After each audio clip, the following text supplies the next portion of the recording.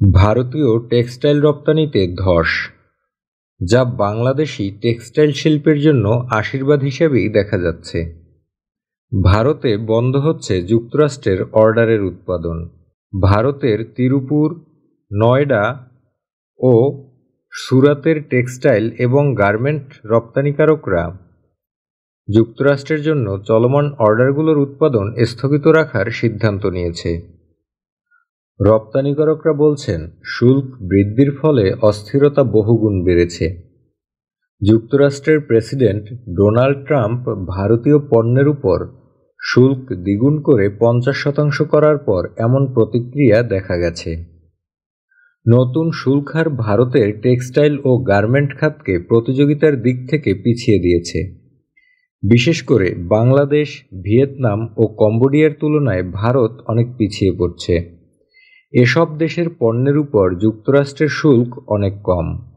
বর্তমানে যুক্তরাষ্ট্রে এক খাতের উপর শুল্ক হার হচ্ছে বাংলাদেশের জন্য 20%, ইন্দোনেশিয়া ও কম্বোডিয়ার জন্য 19%, ভিয়েতনামের জন্য 20%, আর এখন ভারতের জন্য তা বেড়ে হয়েছে 50%, যা বাংলাদেশের গার্মেন্টস শিল্পের জন্য অবশ্যই আশীর্বাদ স্বরূপ।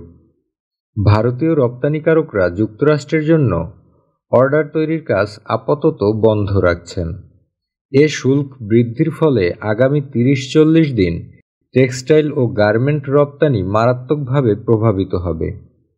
যতক্ষণ পর্যন্ত ভারত ও যুক্তরাষ্ট্রের মধ্যে কোনো ইতিবাচক দ্বিপক্ষীয় বাণিজ্য চুক্তি না হয়, ততক্ষণ এ অবস্থা বিরাজ করবে। এই মুহূর্তে রপ্তানির জন্য পর্দা নেমে গেছে। নতুন অর্ডার আসবে না, পুরনো অর্ডারগুলো ক্ষতি জেনেই পাঠাতে হবে। ফলে শ্রম নির্ভর খাত যেমন টেক্সটাইল ও লেদার সেক্টরে ব্যাপক বেকারত্ব দেখা যাবে।